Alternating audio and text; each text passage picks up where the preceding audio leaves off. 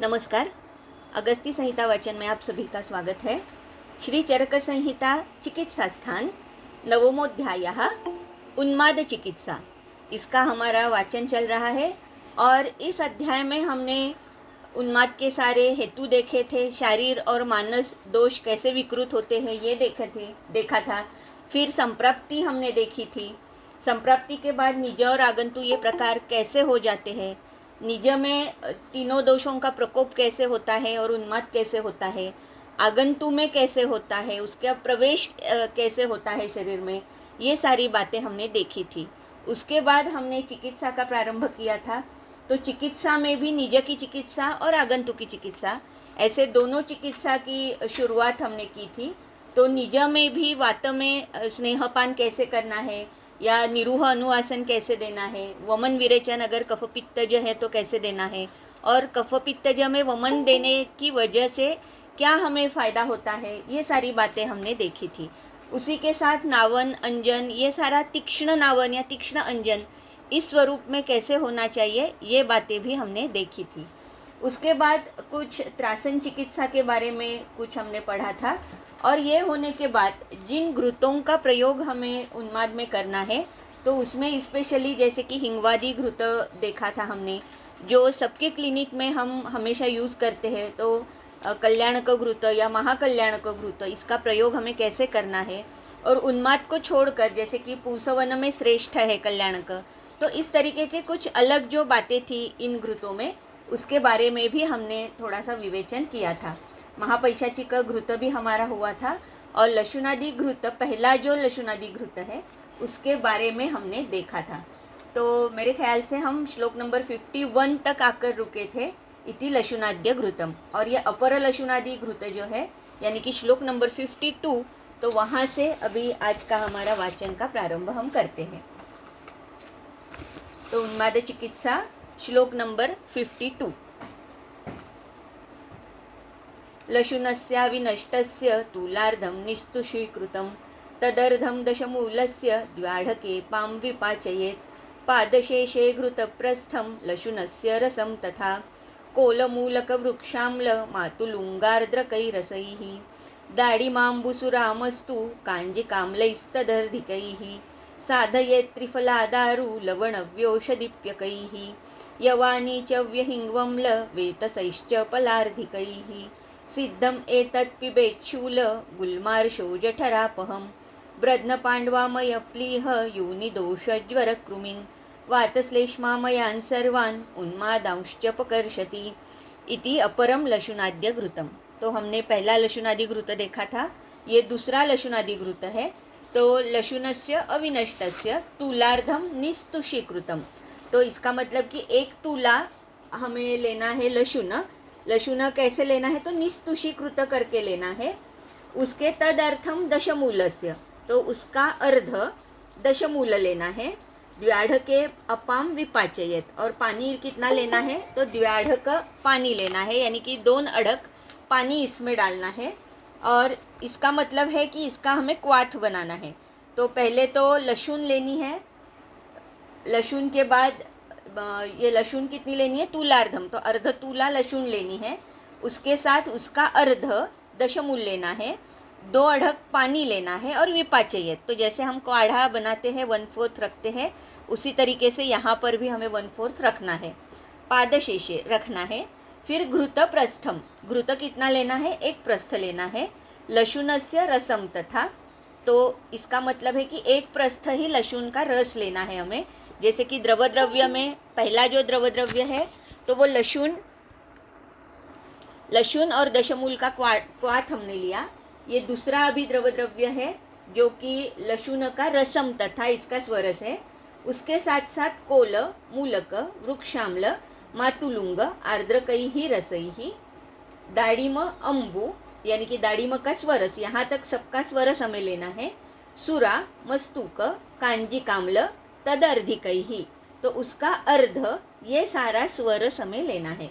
इसी प्रकार का कुछ प्रिपरेशन हमें गृहिणी अध्याय में भी मिलता है, जहाँ पर भी ऐसे बहुत सारे अम्ल रसात्मक द्रव्यों के स्वरस, इसका वर्णन हमें मिलता है। तो जैसे कि बहुत सारे शूल के लिए या गुल्म के लिए, ग्रहणी के लिए, यानी अनुलोमन, पाचन, इसके लिए भी इन सारे घृतों का हमें वर्णन वहाँ पर मिलता है।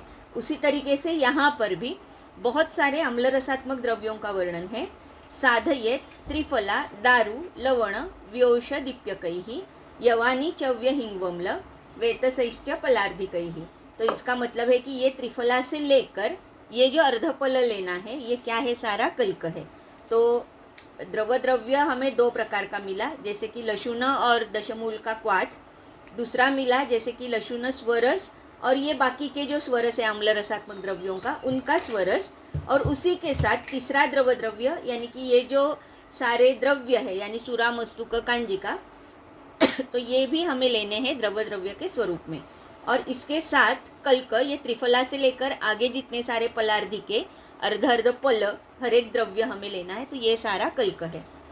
इसके बाद है सिद्धम एतत् पिबेत शूलम, और इसी से हमें ये जो यहाँ लिखा है कि घृत प्रस्थम, तो एक प्रस्थ घृत जो है ये हमें सिद्ध करना है। पिबेत शूल गुल्म अर्श जठरापहम, तो यहाँ पर अगर आप फलश्रुति सारी देखते हो तो जैसे कि कोष्ठगत सारी संप्राप्ति यहाँ पर हमें दिखाई दे रही है कि शूल है, गुल्म है, अर्श, जठर, ब्रद्न, पांडवामय प्लीह, योनि दोष, ज्वर, कृमि। तो यहाँ पर कृमि भी कोष्ठगत ही व्याधि हम कह सकते हैं, लेकिन पांडु, प्लीह, तो इसका मतलब है कि कुछ ऐसे भी दूसरे भी कुछ व्याधि है, जैसे कि रस, रक्त, मौस तक हम कह सकते हैं। यहाँ पर इस जो लशुनादि घृत ये जो है इसका उपयोग हम कर सकते हैं। तो वातश्लेष्मा मयान सर्वान उन्मादांश्च अपकर्षति, और उन्माद में अर्थात इसका अधिकरण ही उन्माद है, तो सर्व प्रकार के उन्माद में अपकर्षति कहा है। तो स्पेशली वातश्लेष्मज, लेकिन फिर भी अगर सन्निपात में कुछ में भी पित्त का थोड़ा बहुत अनुबंध है तो सर्वान कहा है, इसीलिए मैं कहती हूँ क्योंकि ये घृत है तो पित्त का थोड़ा अनुबंध है भी, तो भी हम उसमें ये अपर लशुनादि घृत जो है इसका प्रयोग कर सकते हैं। लेकिन अर्थात कटु, तिक्त, अम्ल इस तरीके के सारे द्रव्य है, उष्ण तीक्ष्ण द्रव्य है, तो इसीलिए ये स्पेशली वातश्लेष्मघ्न ऐसा ही काम करेगा। तो इसीलिए वातश्लेष्मज उन्माद में स्पेशली इसका प्रयोग हम कर सकते हैं। फिर उसके बाद दूसरा घृत यहाँ पर लिखा हुआ है, तो उसका वाचन करते हैं। श्लोक नंबर 57। हिंगुना हिंगुपर्ण्याच स कायस्थ वयस्थया सिद्धम सिद्धम सर्पिर्हितं तद्वत् द्वयस्था हिंगुचोरकैः केवलं सिद्धमेभिर्वा पुराणं पाययेत् घृतं पाययित्वोत्तमां मात्रां श्वभ्रेरुन्ध्यात् गृहेऽपि वा विशेषतः पुराणञ्च घृतं तं पाययेद्भिषक् त्रिदोषघ्नं पवित्रत्वात् विशेषात् ग्रहनाशनं गुणकर्माधिकं पानात् आस्वादात् कटुतिक्तकम् उग्रगन्धं पुराणं स्यात् दशवर्षस्थितं घृतं लाक्षारसनिभं शीतं तद्धि सर्वग्रहापहं मेध्यं विरेचनेष्वग्रं प्रपुराणमतः परं नासाध्यं नाम तस्यास्ति यत् स्याद्वर्षशतस्थितं दृष्टं स्पृष्टम् अथाघ्रातं तद्धि सर्वग्रहापहम् अपस्मारग्रहोन्माद वतां शस्तं विशेषतः। तो यहाँ पर ये जो घृत है तो एक 2-3 योग यहाँ पर घृत के लिखे हैं। जैसे कि ये जो पहला घृत है तो हिंगुपर्ण्याच, तो हिंगुपर्ण्या का मतलब वेतस पत्र भी हो सकता है। स कायस्था वयस्थया, तो कायस्था यानी कि सूक्ष्म एला, और वयस्था के एक्चुअली 2 मतलब है कि ब्राह्मी भी हो सकती है और गुड़ुची भी हो सकती है, लेकिन यहाँ पर शायद ब्राह्मी लिखा है टीका में। तो स कायस्था वयस्था इति हिंगुपर्णी वंशपत्रिका अन्यतु हिंगुपर्णी इति व्याख्यातम आहु वयस्था ब्राह्मी कायस्था सूक्ष्म एला। तो यहाँ पर गुड़ुची नहीं लिखी है, वयस्था के लिए ब्राह्मी ही कहा गया है और कायस्था यानी कि सूक्ष्म एला। फिर इसका मतलब है कि यहाँ पर हमें हिंगुपर्णी वेतसपत्र, कायस्था और वयस्था यानी कि सूक्ष्म एला और ब्राह्मी ये लेना है और इससे सिद्ध सर्पी करना है। तो यहाँ पर कहीं पर भी कुछ द्रव्य का या कल्क का ऐसा कुछ भी वर्णन नहीं है, तो ये इसी का क्वाथ बनाकर भी हम सर्पी बना सकते हैं, या इसी का कल्क, जल और सर्पी ऐसा भी हम घृत सिद्ध कर सकते हैं, लेकिन यहाँ पर उसी का कुछ निर्देश नहीं है। या केवलम सिद्धमेभिर्वा पुराणम पायेयद्भुतम, या जैसे कि ये पहला जो पाठ है हिंगू हिंगूपर्णी कायस्था वयस्था, दूसरा पाठ है सर्पी का, वो है वयस्था हिंगू और चोरक, इसी से सिद्ध हमें सर्पी करना है, तो ये दूसरा पाठ हुआ। तीसरा है केवलम, केवलम यानी कि जो पुराण सर्पी है सिर्फ पुराण सर्पी का पान करना है, या सिद्धम ए बिरवा, ये चौथा प्रकार है कि ये जो पुराण घृत है, तो अभी तक ये जो द्रव्य बताए 2 प्रकार के, तो उनसे सिद्ध भी हम कर सकते हैं।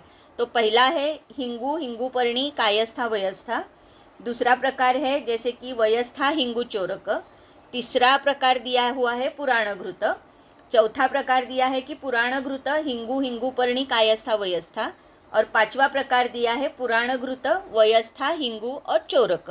तो इस तरीके से यहाँ पर 5 घृतों का वर्णन आया हुआ है। पाययित्वा उत्तमम मात्रा, और ये इसकी जो मात्रा है ये कैसी होनी चाहिए, उत्तम मात्रा में ये हमें देना है।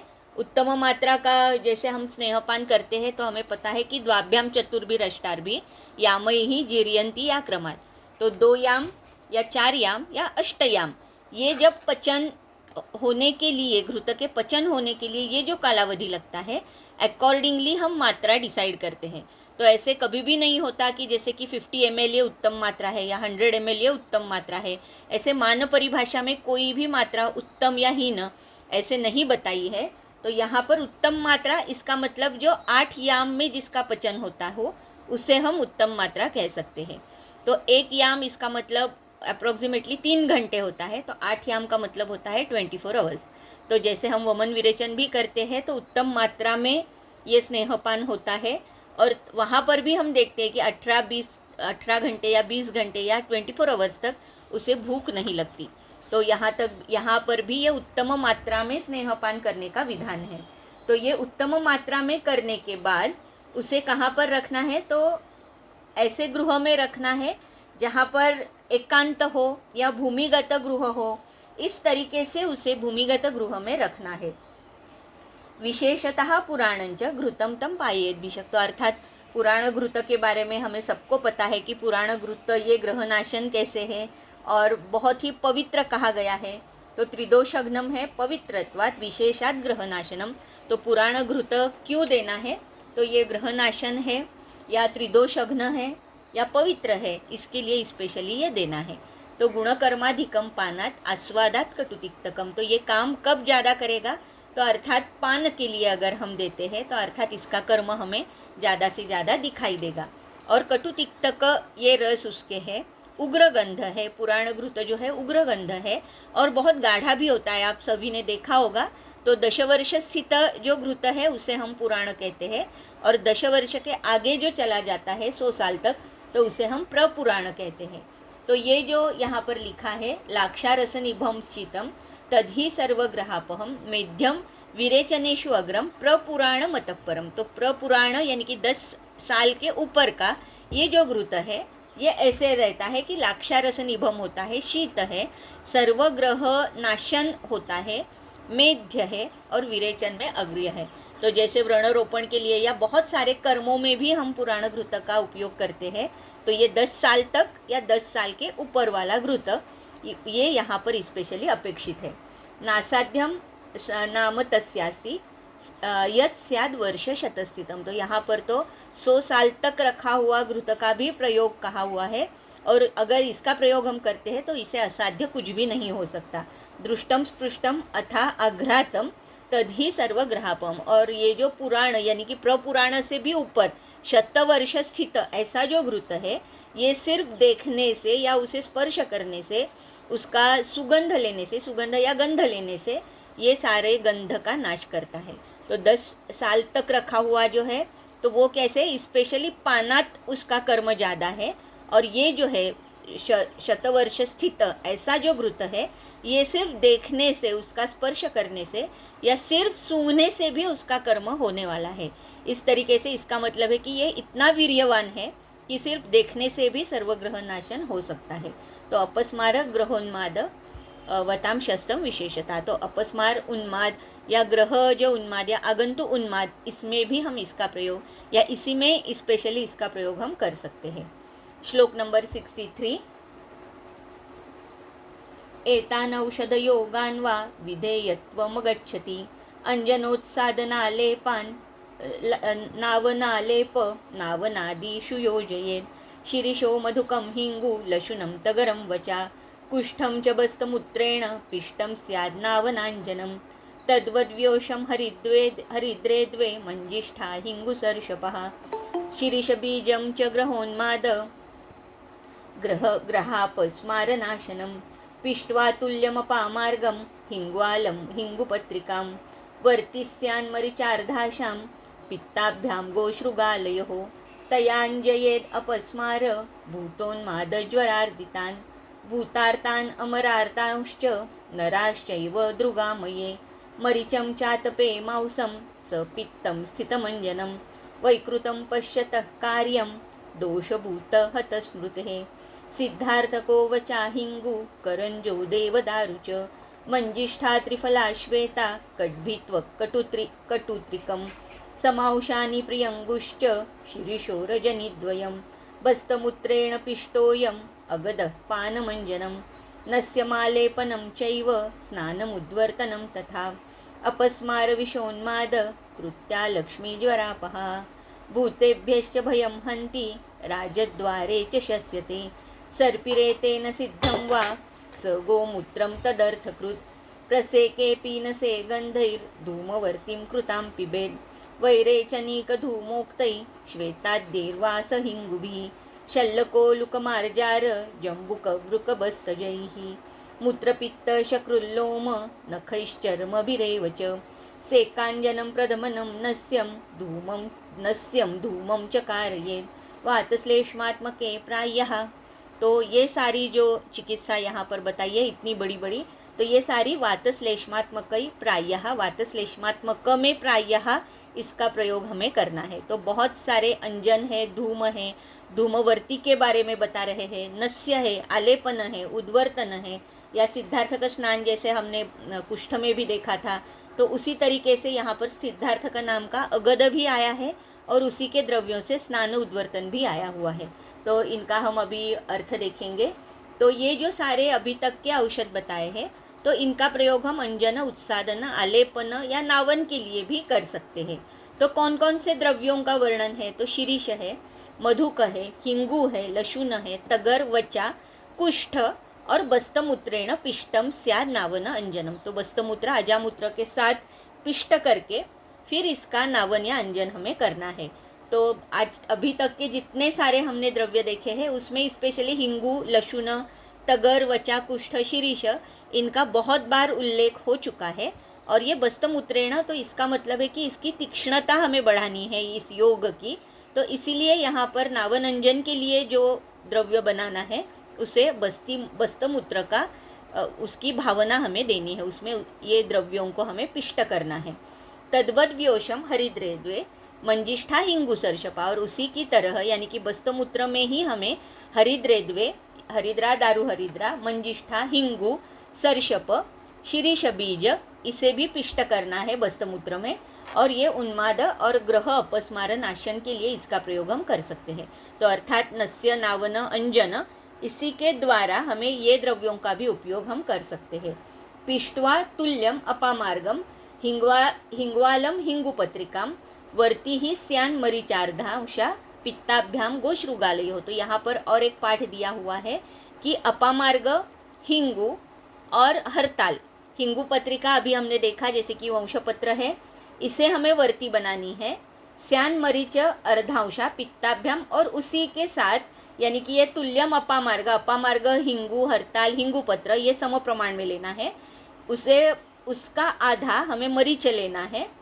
और पित्त, किसका पित्त? गोपित्त, श्रुगाल पित्त, इसकी भावना इसे हमें देनी है। या इसका मतलब है कि ये जो मूत्र का हमने प्रयोग किया था तो उसी से भी ये और ज़्यादा तीक्ष्ण होने वाला है, क्योंकि ये डायरेक्ट पित्त की भावना या पिष्टवा इस तरीके से यहाँ पर लिखा हुआ है। तो इसका मतलब है कि ये और भी तीक्ष्ण होने वाला है और इसका भी हमें नस्य या अंजन के लिए प्रयोग हमें करना है। और अर्थात उन्माद, अपस्मार ये तो है ही। और भूतार्तानाम अरार्तारश्च नराश्चैव दृगामये। और यहाँ पर लिखा हुआ है एक अलग सा कि नेत्र रोग के लिए भी हम इसका प्रयोग कर सकते हैं। तो उन्माद, अपस्मार या भूतोन्माद लिखा है, ज्वरार्दितान, तो इसका मतलब है ज्वर भी अगर आगंतु है तो वहाँ पर भी हम इसका प्रयोग अंजन नावन के लिए कर सकते हैं। और स्पेशली द्रुगामये यानी कि नेत्रगत कोई अगर व्याधि है तो वहाँ पर हम इस वर्ती का प्रयोग कर सकते हैं अंजन के लिए। फिर उसके बाद लिखा हुआ है मरीचम चातपे मासम सपित्तम स्थितमंजनम। और मरीच जो है इसका एक प्रयोग लिखा हुआ है कि गो और श्रुगाल इसमें पिष्ट करके इसे हम रख सकते हैं आतप में, आतप शुष्क इसे हम कर सकते हैं और इसका प्रयोग भी हम कर सकते हैं। 1 महीना तक ये यहाँ पर रखना है। वैकृतम पश्यत कार्यम दोषभूत हतस्मृति। और इसका प्रयोग किस में करना है हमें, तो वैकृतम पश्यत, अगर कुछ विकृति दिखाई देती है, जैसे हमने इंद्रिय स्थान में भी देखा था कि जो वस्तु जैसे है उस तरीके से ना दिखते हुए उसमें कुछ विकृति दिखाई देना, लेकिन अर्थात अगर ये अरिष्ट सूचक लक्षण है तो उसमें हम कुछ नहीं कर सकते। लेकिन अगर ये नेत्रगत कुछ व्याधियों की वजह से यहाँ पर वैसे दिखाई दे रहा है तो वहाँ पर इसका नावन या अंजन हम कर सकते हैं। कार्यम दोषभूत हतस्मृत है। और दोष हत और भूत हत स्मृत, यहाँ पर टीका आप देख सकते हो। तो टीका में लिखा है दोषेण भूतेन वा हता स्मृतिर्यस्य स दोष भूत हत स्मृति। तो दोष की वजह से जिसकी स्मृति गई है और भूत की वजह से जिसकी स्मृति गई है, इसका मतलब है कि दोषों की वजह से उत्पन्न हुआ यानी कि निज उन्माद और आगंतु उन्माद, ये दोनों में भी अगर स्मृति हत है, स्मृति हनन हो चुका है, तो वहाँ पर भी ये मरीच का जो अंजन और नावन है ये हम कर सकते हैं। और वैकृत पश्यत है तो वहाँ पर भी हम इस मरीच का नस्य और अंजन कर सकते हैं। फिर है मंजिष्ठा त्रिफला श्वेता कड्भित्व कटुत्रिकम समांशानि प्रियंगुश्च शिरीषो रजनीद्वयम बस्तमूत्रेण पिष्टोयम अगदः पानम अंजनम नस्यम आलेपनम चैव स्नानम उद्वर्तनम तथा अपस्मार विषोन्माद कृत्या लक्ष्मी ज्वरापहा भूतेभ्यश्च भयम हन्ति राजद्वारे च शस्यते। तो इसका मतलब है ये सारे जो द्रव्य यहाँ पर लिखे हुए सिद्धार्थ को वचा हिंगू, तो सिद्धार्थ का जैसे पता है हमें कि ये सर्षप है, पीत सर्षप है, वचा हिंगू, करंज, देवदारू, मंजिष्ठा, त्रिफला, श्वेता, कड्भित्वक और त्रिकटु, ये सारे सम लेने हैं। प्रियंगु, शिरीष, रजनीद्वयम, इससे बस्तमूत्रेण पिष्ट करना है। और ये जो अगद निर्माण होगा जिसे हम सिद्धार्थ का अगद भी कह सकते हैं, ये पान के लिए, अंजन के लिए, नस्य के लिए, आलेपन के लिए, स्नान के लिए या उद्वर्तन के लिए भी इसका प्रयोग हम कर सकते हैं। तो अभ्यंतर और बाह्य, अभ्यंतर के लिए भी इसका प्रयोग है और बाह्य स्नान उद्वर्तन इस तरीके से भी इसका प्रयोग हम कर सकते हैं। तो बहिपरिमार्जन इस स्वरूप में भी इसका प्रयोग है और अभ्यंतर सेवन के लिए भी इसका प्रयोग है, जो कि ये अपस्मार, विष, उन्माद, क्योंकि विष अगद है इसीलिए विषज उन्माद में भी या विष के प्रयोग में भी हम इसका प्रयोग कर सकते हैं। इसका ये अर्थ है क्योंकि अगद ये नाम से ही ये हमें पता चलता है कि विष में भी इसका प्रयोग हम कर सकते हैं। फिर इसके बाद जैसे कि श्लोक नंबर 73 है, तो सर्पी ही एतेन सिद्धम वा स गोमूत्रम तदर्थकृत। तो इसी से सिद्ध यानी कि ये जो अभी सिद्धार्थ का वचा हिंगू, ये जो सारे द्रव्य आए हुए हैं इसी से सिद्ध हमें घृत बनाना है। वा स गोमूत्रम तदर्थकृत, या इसी के साथ गोमूत्र मिलाकर फिर हम उसका सर्पी बना सकते हैं, ये एक अर्थ होता है। या इसी के साथ सर्पी सिद्ध करना है और गोमूत्र के अनुपान के साथ भी इसका प्रयोग हम कर सकते हैं, ऐसा भी एक अर्थ हो सकता है। तो इसका मतलब है ये जो सिद्धार्थ का अगद है प्लस गोमूत्र है और फिर इसमें सर्पी ही सिद्ध करना है। तो ये सिद्धार्थ का अगद में पहला तो बस्तमूत्र हमने इसका प्रयोग किया था, तो बस्तमूत्र के साथ इसका मतलब है गोमूत्र का भी प्रयोग करना है और इसे सर्पी सिद्ध करना है। फिर प्रसेके पीन से गंधैहि धूमवर्तीम कृताम पिबे वैरेचनिक धूमोक्तैहि श्वेताद्यैर्वा स हिंगुभि। तो यहाँ पर जैसे कि पता है हमें चरक सूत्रस्थान अध्याय 5 में वैरेचनिक धूमों के बारे में भी बताया है। तो यहाँ पर ये जो सर्पी और इसका जो पान करना है ये आगंतु, निज, ऐसे सारे उन्माद में करना है, ये तो एक बार बोल ही चुके हैं। लेकिन ऐसा है कि इसी द्रव्यों के साथ हम धूम भी कर सकते हैं, ये भी अर्थ हो सकता है। या जैसे कि गंधई ही धूमवर्ती, ये और एक धूमवर्ती यहाँ पर बताई है, जैसे कि गंधई ही धूमवर्ती, तो गंधई ही धूम इसका मतलब है कि अगरू की धूमवर्ती हमें बनानी है, जो कि प्रसेक पीनस, इसमें हम इसका प्रयोग कर सकते हैं। या वैरेचनिक धूमोक्त, जितने सारे द्रव्य बताए हैं वो सारे द्रव्यों का भी प्रयोग यहाँ पर हम कर सकते हैं। तो वैरेचनिक ही प्रयोग करना है, क्योंकि पता है हमें, जैसे कि अंजन और ये सारी चीज़ें अभी हम जो देख रहे हैं, तो ये भी कैसे है, बहुत ही तीक्ष्ण है। जहाँ पर बस्तमूत्र है या गोमूत्र है या गो या श्रुगाल का पित्त है, इस तरीके से ये बहुत ही तीक्ष्ण है। तो तीक्ष्ण नावन अंजन का प्रयोग करना है, इसीलिए धूम भी कैसे होना चाहिए, बहुत ही तीक्ष्ण होना चाहिए। तो श्वेताद्यैर्वा स हिंगुभिः शल्लक उलूक मार्जारक जम्बुक वृक बस्तजैहि, इनका सारा ये जो प्रकार यहाँ पर बोला है कि मूत्र पित्त, तो इनका ही मूत्र, यही प्राणियों का पित्त, ये भी हम प्रयोग में ला सकते हैं धूम के लिए। तो वैरेचनिक धूम सूत्रस्थान 5वें अध्याय में भी आप देख सकते हो। तो श्वेत या हिंगू, इसका मतलब है श्वेत यानी गोकर्ण लिखा हुआ है, तो गोकर्ण हिंगू इसका प्रयोग करके, या ये जो सारे प्राणी बताए हुए हैं, हरताल मनुष्य, इसका भी प्रयोग वैरेचनिक धूम में लिखा हुआ है। या उसी के साथ ये जो शल्लक है, उलूक है, या मार्जार है, जम्बूक है, वृक है, या बस्तज है, इनका मूत्र पित्त या शकृत, लोम, नख, चर्म, इससे भी ये सारा वैरेचनिक धूम हम कर सकते हैं। या इसी के साथ अंजन या प्रधमननस्य या धूम हम कर सकते हैं। तो प्रधमननस्य भी यानी कि ये बहुत ही तीक्ष्ण होगा। प्रधमननस्य अगर क्लिनिक में वचा का स्पेशली हम करते हैं उन्माद अपस्मार में, तो वचा का, या इवन जैसे कि अपस्मार का सबको पता है कि मरीचा का भी किया जाता है वेगावस्था में, तो ये बहुत ही तीक्ष्ण होता है। और तुरंत जैसे कि स्मृति है, या ये जो स्मृति हनन हो चुका होता है अपस्मार में स्पेशली, तो उसके लिए हम ये तीक्ष्ण प्रधमन नस्य का प्रयोग करते हैं। तो यहाँ पर भी ये तीक्ष्ण नस्य का, प्रधमन का स्पेशली प्रयोग बताया है। तो नावन जब हम कहते हैं तो स्पेशली वो स्निग्ध होता है, लेकिन प्रधमन जब हम कहते हैं तो ये स्पेशली चूर्ण का प्रधमन होता है और बहुत ही तीक्ष्ण स्वरूप में होता है। और तुरंत जो स्मृति अपगत हुई है वो तुरंत लौट जाती है, उसके लिए इसका प्रयोग बताया है। फिर उसके बाद ये वातकफज हुआ। अभी पित्तज उन्माद के बारे में बता रहे हैं।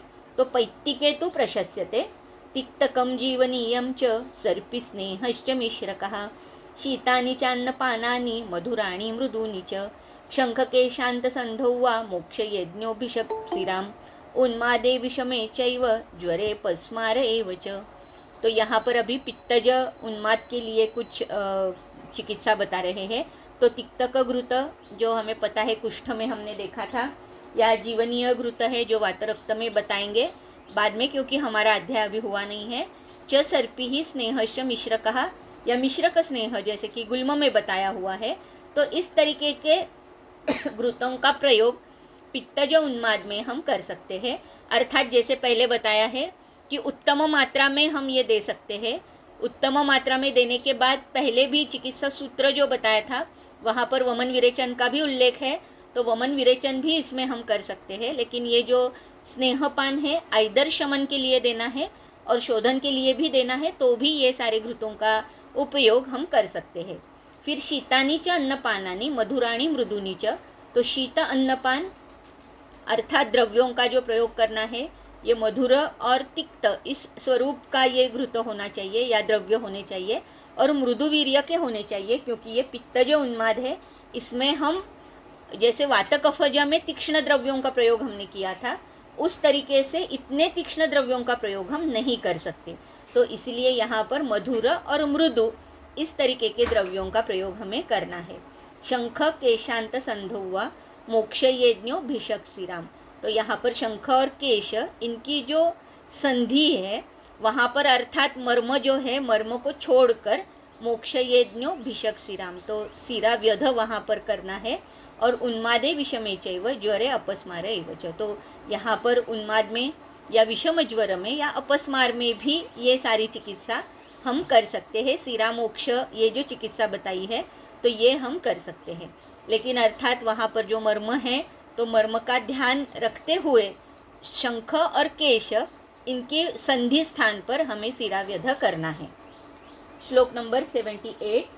घृतमांस वितृप्तं वा निवाते स्थापयेत् सुखम त्यक्त्वा मतिस्मृतिभ्रंशं संज्ञां लब्ध्वा प्रमुच्यते।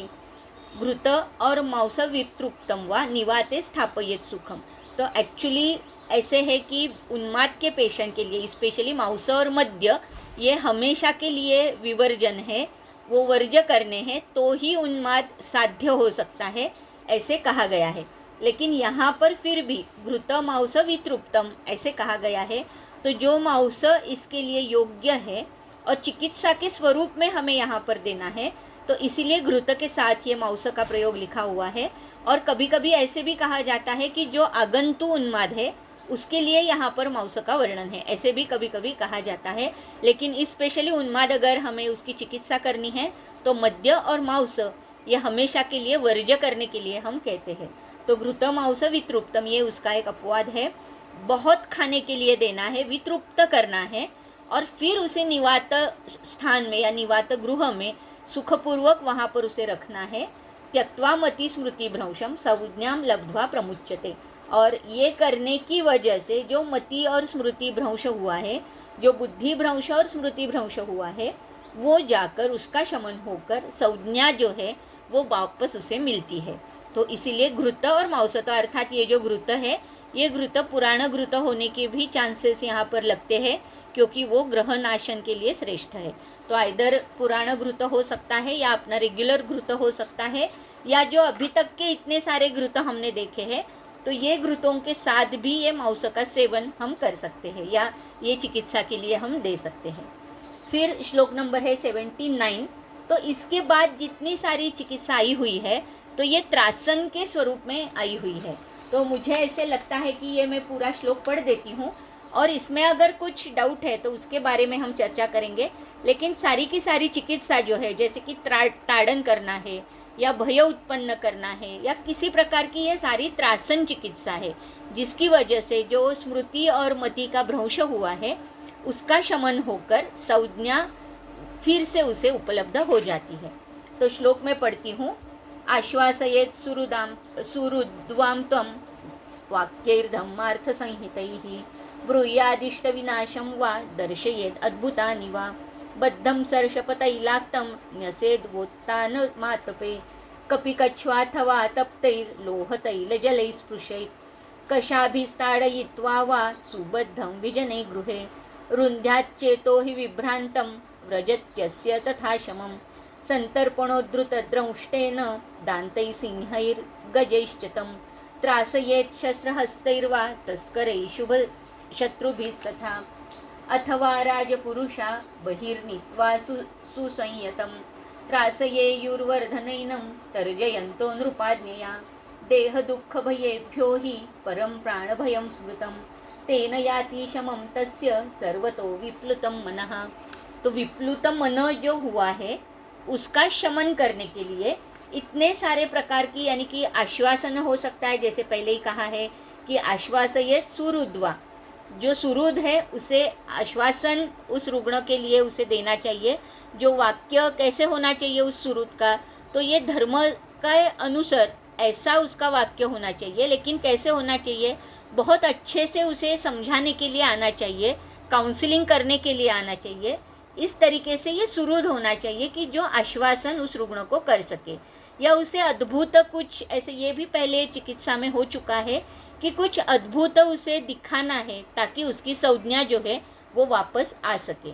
बद्धम सर्षप, ये एक अलग सी चिकित्सा यहाँ पर लिखी है कि सर्षप तेल से उसे अभ्यंग करना है, फिर उसे बांधना है, आतप में उसे उत्तान स्थिति में रखना है और फिर उसके ऊपर कपिकच्छू यानी कि खाज कोयली जिसे हम कहते हैं।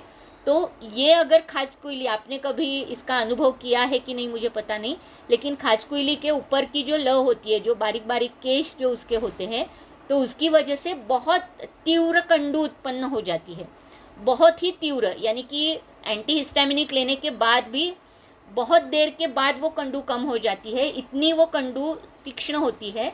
तो ये इतना कपिकच्छू उसे लगाना है या तप्त लोह या तप्त तेल या तप्त जल का स्पर्श करना है। तो त्रासन चिकित्सा कितनी करनी है ये यहाँ पर देखने वाली बात है। और उसे बांधा हुआ है तो वो खुजली अगर आती भी है तो वो भी नहीं कर सकता। या तप्त लोह या तप्त तेल या तप्त जल का अगर उसे स्पर्श भी होता है तो वो कुछ नहीं कर सकता, लेकिन उसे त्रासन हो सकता है और त्रासन की वजह से उसकी स्मृति और मति जो है ये वापस आ सकती है। तो इस तरीके से यह बहुत ही तीक्ष्ण प्रकार की ये त्रासन चिकित्सा है। कशाभी ताड़यित्वा वा सुबद्धम विजने गृहे, या विजन गृह में रखकर उसे ताड़न करना है। तो कशाभी ताड़यित्वा, कशाभी का मतलब हो सकता है कि जैसे हंटर है हमारा, तो उस तरीके से उसे ताड़न करना है। रुंध्यात चेतो ही विभ्रांतम व्रजत्यस्य तथा शमम, तो ये करने की वजह से क्या होगा, जो विभ्रांत चित्त है उसका, तो वो जाकर उसे संज्ञा प्राप्त हो सकती है। सर्पेण उद्धृत दंष्ट्रेण दांतैहि सिंहैहि गजैश्च तम, तो इसका मतलब है कि सर्प उद्धृत दंष्टेन, तो जो सांप उसके सामने लाना है उसका जो दंश उसे करवाना है, तो ये दंश किससे होना है, तो उद्धृत दंष्टेन, तो दांत निकाले हुए ऐसा जो सर्प है वो वहाँ पर लाना है। दांतैहि, दांतैहि का मतलब होता है प्रशिक्षित।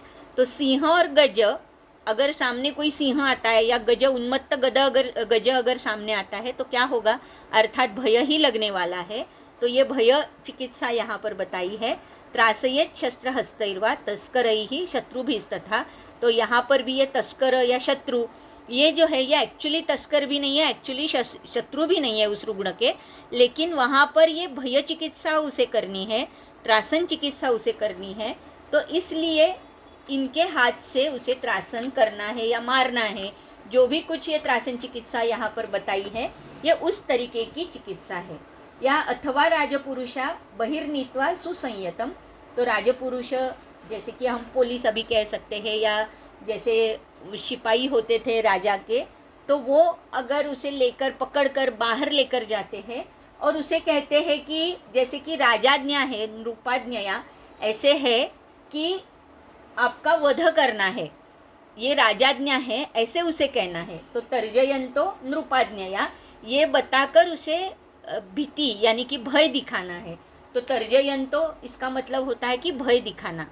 तो जैसे कि हमें राम रक्षा में भी ये तर्जने यमदूता नाम ऐसा शब्द आया हुआ है। तो जो यमदूत का जो भय है, यहाँ पर भी यमदूत का ही भय है ना, क्योंकि राजाज्ञा अगर है कि आपका प्राण लेना है, तो इस भय की वजह से, क्योंकि सबको पता है कि भय जो है उसमें प्राणहरण का भय सबसे ज़्यादा होता है, ये बहुत ही तीव्र भय होता है, कष्टदायक भय होता है। जैसे कि शारीरिक कष्ट अगर है, ताड़न है, और प्राणहरण का भय है, तो ताड़न से ज़्यादा ऑफकोर्स प्राणहरण का भय होता है। तो इस तरीके का भय उसे दिखाना है, ताकि तेन याति शमम तस्य सर्वतो विप्लुतम मनः, तो विप्लुत मन जो है उसका शमन होकर उसे संज्ञा प्राप्त हो सकती है। तो इस तरीके की ये भय चिकित्सा बताई है। फिर श्लोक नंबर 85-86, इष्टद्रव्य विनाशात्तु मनो यस्योपहन्यते तस्य तत्सदृश प्राप्ति सांत्वा श्वासै शमं नयेत् कामशोक भय क्रोध हर्षेर्षा लोभ संभवान परस्पर प्रतिद्वंद्वैर्रेभिरेव शमं नयेत्। तो अर्थात इष्टद्रव्य अगर विनाश होने की वजह से अगर मनोपघात हुआ है, ये हमने कारण में देखा था, तो ऐसे अगर हुआ है तो अर्थात जो इष्ट द्रव्य, तो द्रव्य का मतलब सिर्फ पैसा ऐसे नहीं है, जो भी इष्ट वस्तु है या उसकी जो प्रिय व्यक्ति है, इसका अगर नाश होता है तो उसके आघात की वजह से भी उन्माद उत्पन्न हो सकता है। ऐसा अगर है तो अर्थात हम तत्सदृश वस्तु वहाँ पर उसे दिखा सकते हैं, ना कि वही वस्तु उसे दे सकते हैं। अगर कुछ चोरी हुआ है तो हम वही वस्तु आकर नहीं दे सकते, लेकिन तत्सदृश वस्तु उसे दिखाकर आश्वासन देकर फिर ये जो उन्माद हुआ है या ये जो मन का उपहनन हुआ है उसका शमन हम कर सकते हैं। जैसे हमने देखा था आगंतु ज्वर में कि काम, शोक, भय, क्रोध, हर्ष, ईर्ष्या और लोभ ये परस्पर द्वंद्व एक दूसरे की चिकित्सा करके उसका शमन होता है। उसी तरीके से यहाँ पर भी अगर इस कारण की वजह से अगर उन्माद है तो ये जो द्वंद्व है, एक दूसरे के अपोजिट ये जो कर्म है वो वहाँ पर करने हैं और उससे ये उन्माद शांत होगा। फिर श्लोक नंबर 87 से लेकर 95 तक यहाँ पर जो लिखा है मैं श्लोक पढ़ लेती हूँ, क्योंकि अध्याय के हम लास्ट के पड़ाव में हैं, तो ये पूरा श्लोक पढ़ देती हूँ और बाद में एक साथ उसका एक्सप्लेनेशन करती हूँ। तो श्लोक नंबर 87। बुद्ध्वादेशं वयस्सात्म्यं दोषं कालं बलाबले चिकित्सितम् इदं कुर्यात् उन्मादे भूतदोषजे देवर्षि पितृगन्धर्वै उन्मत्तस्य तु बुद्धिमान् वर्जयेदंजनादीनि तीक्ष्णानि क्रूरकर्म च। तो अर्थात यहाँ पर देख सकते हो आप कि देश वय सात्म्य दोष काल बल अबल ये सारी चिकित्सा, अर्थात ये बुद्धवा, ये देखकर ही हमें चिकित्सा करनी है। तो चिकित्सित के लिए हमेशा के लिए निर्देश है कि रुग्ण आया और व्याधि प्रत्यनिक डायरेक्टली चिकित्सा की शुरुआत की, ऐसे कभी भी नहीं होता। रुग्ण का परीक्षण करने हमेशा योग्य होता है। तो वो देश वय ऋतु सात्म्य काल ये सारी चीज़ें हमेशा बताते हैं। रुग्ण का बल अबल, क्योंकि बहुत बार ऐसे होता है कि वमन विरेचन का निर्देश है, व्याधि ये शोधन के लिए अर्ह है, लेकिन रुग्ण शोधन के लिए अर्ह नहीं होता। रुग्ण का बल इतना नहीं होता कि हम इस रुग्ण में वमन या विरेचन करें। तो अर्थात इस तरीके की सारी परीक्षा करके फिर यानी निज और भूतज या आगंतुज ऐसे उन्माद की चिकित्सा हमें करनी है। तो देव ऋषि पितृ गंधर्व इनकी वजह से अगर उन्माद है तो वहाँ पर अंजनादिनी तीक्ष्णानी क्रूर कर्म, तो क्रूर कर्म जैसे अभी हमने देखा कि कपिकच्छु वहाँ पर छोड़ना है या आतप में उसे रखना है, बांधना है, मारना है, तो ये सारे कैसे क्रूर कर्म ही है एक्चुअली। तो इस तरीके की त्रासन चिकित्सा, तीक्ष्ण चिकित्सा या तीक्ष्ण नावन, तीक्ष्ण अंजन, तीक्ष्ण वैरेचनिक धूम, इस तरीके की जो चिकित्सा है ये चिकित्सा वहाँ पर हमें नहीं करनी है अगर देव ऋषि पितृ गंधर्व इनकी वजह से उन्माद है तो। सर्पिष्पानादि तस्येह मृदु भैषज्यमाचरेत् पूजां बलि उपहारांश्च मंत्र्यांजन विधिस्तथा शांतिकर्मेष्टि होमाश्च जपस्वस्त्ययनानि च वेदोक्तान्यमांश्चापि प्रायश्चित्तानि चाचरेत्। तो इस तरीके से अगर इनकी वजह से अगर उन्माद है तो वहाँ पर सर्पिष्पानादि या मृदु भैषज्य जो है, जैसे कि पित्तज उन्माद में कहा गया है, तो उस तरीके का भैषज्य देना है। और पूजा बलि उपहार मंत्र अंजन, तो यहाँ पर अंजन भी है लेकिन ये तीक्ष्ण अंजन नहीं उपयोग में लाना है। शांति कर्म है या इष्ट होम है, जप है, स्वस्ति वाचन है या वेदोक्त जितने सारे नियम बताए गए हैं या आचरण या प्रायश्चित्त बताए गए हैं, इनका प्रयोग यहाँ पर करना है।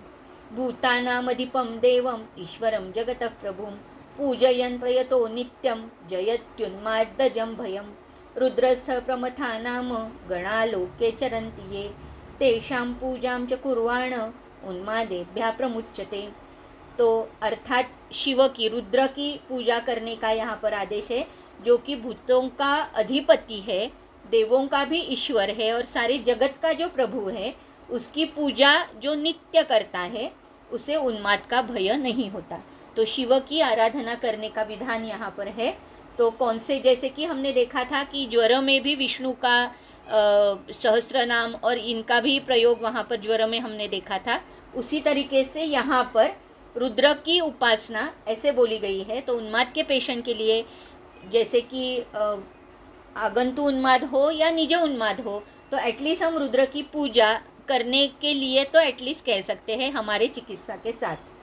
बलिभीर मंगलैर होमैर औषध्य गदधारणैः सत्याचार तपोज्ञान प्रदान नियमव्रतैः देवगो ब्राह्मणानां च गुरूणां पूजनेन च आगन्तुः प्रशमं याति सिद्धैर्मन्त्रौषधैस्तथा यच्चोपदेक्षते किंचित् अपस्मार चिकित्सिते उन्मादे तच्च कर्तव्यं सामान्यात् हेतुदुष्योः।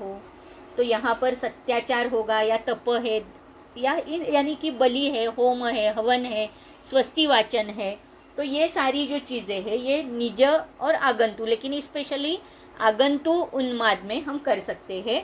और अपस्मार चिकित्सा जो है, तो अपस्मार चिकित्सा में जितने सारे यानी कि द्रव्यात्मक भी होगा या जैसे सत्वावजय के स्वरूप में भी जितनी सारी चिकित्साएं बताई है, तो ये सारी चिकित्सा का प्रयोग हम उन्माद में भी कर सकते हैं। क्यों कर सकते हैं? क्योंकि सामान्याद हेतु और सामान्याद दुष्यो हो।